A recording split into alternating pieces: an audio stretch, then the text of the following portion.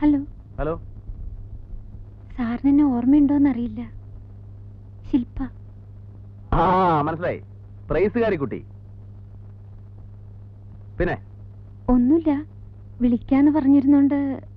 Thank you. അയ്യോ, ഞാനില്ലേ thanks പറയണ്ട്. പറഞ്ഞോളൂ. ഫ്രണ്ട്സിനൊക്കെ ഭയങ്കര അസൂയ ഞാൻ സാറുമായിട്ട് സംസാരിക്കാൻ പോണെന്ന് പറഞ്ഞിട്ട്. ആ, അവർക്ക് വിശ്വാസമാകുന്നില്ല. പിന്നെ ഈ സാറ് വിളി വേണ്ട, അതൊരു ബോറാ.